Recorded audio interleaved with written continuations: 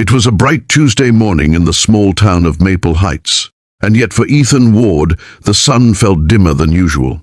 The dishes in the sink were piled high, the rent reminder sat unopened on the counter, and the sound of his 6-year-old daughter Sophie humming softly as she colored in the living room was the only thing keeping him grounded.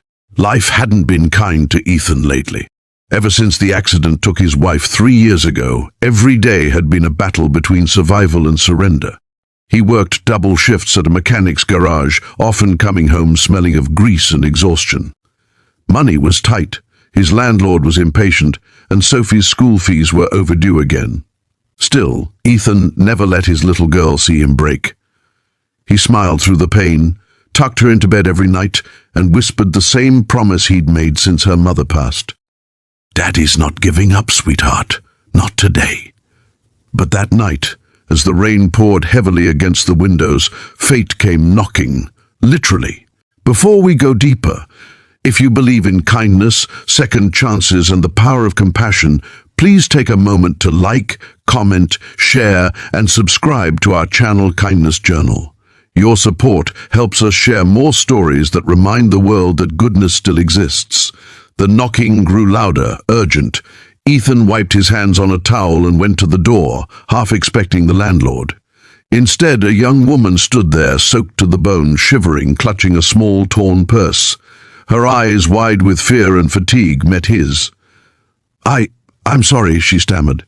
"My car broke down a few miles from here. The tow truck said they can't come until morning. I tried calling a motel, but they're full. I'll go if you can just point me toward town. I didn't mean to bother you." Ethan hesitated. He didn't know her, but there was something in her trembling voice, something that reminded him of the nights he'd felt just as lost. "You'll catch pneumonia if you stay out there," he said finally. "Come in. You can crash on the couch. I'll grab a towel." The woman's name was Grace Ellison. She looked to be in her early 30s, with sharp features softened by exhaustion and a quiet politeness that spoke of someone used to fending for herself. Ethan made her tea while Sophie, curious as ever, peeked from behind the hallway door. "Daddy, who's that?" she whispered. "A friend who needed a place to rest," he replied gently. Grace smiled weakly at the child and murmured, "You have a lovely daughter." The night passed quietly. Grace barely touched the tea, murmured a soft thank you, and fell asleep on the couch, still wearing her damp sweater. Ethan covered her with a blanket and went to bed wondering who she really was and what had brought her to his doorstep. When morning came, the house smelled of coffee and toast. Ethan woke up to find Sophie laughing in the kitchen. Grace was there, wearing one of his old hoodies, flipping pancakes with practiced ease. The sight was so unexpectedly warm, it caught him off guard. "I hope you don't mind," Grace said, turning with a shy smile. "You looked exhausted last night. I figured the least I could do was make breakfast." Ethan chuckled softly. "You didn't have to, but—" "Thank you. It's been a while since this kitchen smelled like that." They sat together, sharing stories over pancakes and sunlight. Grace told them she'd been driving cross-country, trying to start over after losing her job and a relationship that had left her in pieces. She didn't say much more, and Ethan didn't press.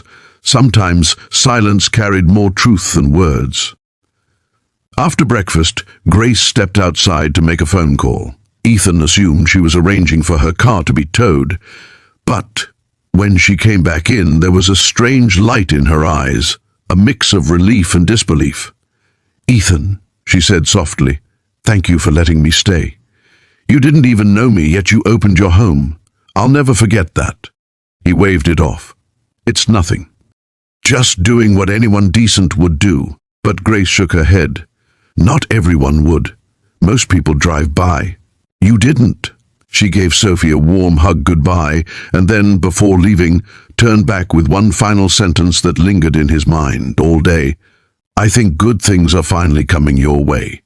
That afternoon, Ethan went to work as usual. The garage was understaffed, and the manager had been threatening to cut hours. Bills were looming, and even his old pickup truck had started making that dreaded rattling sound again. Around lunchtime, a sleek black sedan pulled up outside. A man in a tailored suit stepped out and asked for Ethan by name. Confused, Ethan wiped the grease from his hands. "Yes, I'm Ethan Ward. Can I help you?" The man smiled. "I represent Ellison Industries. Miss Grace Ellison asked me to deliver something personally." He handed Ethan a sealed envelope. Inside was a letter, and a cashier's check that nearly made Ethan's knees give out. The amount was enough to cover his rent, pay off his debts, and even start a small auto repair shop of his own. The letter read, "Ethan, last night I saw something I haven't seen in a long time. Genuine kindness. You didn't ask who I was, you didn't judge, and you didn't expect anything in return. What you don't know is that I wasn't just a stranded traveler. I was running from a life that had made me forget what decency looked like. You reminded me. I am the acting CEO of Ellison Industries, and I've been searching for someone trustworthy to manage a new local branch in Maple Heights. I can't think of anyone better. If you're willing, this opportunity and the means to start anew are yours. Thank you for giving a stranger a place to rest. Sometimes angels wear work boots instead of wings." Grace Ethan stood there speechless. The men from Ellison Industries helped him understand that the offer was real. Grace Ellison was not just any traveler, she was one of the country's youngest and most respected entrepreneurs, known for her philanthropy and heart for small-town revitalization. He went home early that day, still in disbelief. When he walked through the door, Sophie ran up to him with her usual smile. "Daddy, what's wrong?" He knelt down, tears welling in his eyes. "Nothing, baby, nothing at all. For the first time in a long time, everything's going to be okay." Within weeks, Ethan's life transformed. The garage became his. Grace's company partnered with him to turn it into a full-fledged auto service center that provided jobs to local mechanics.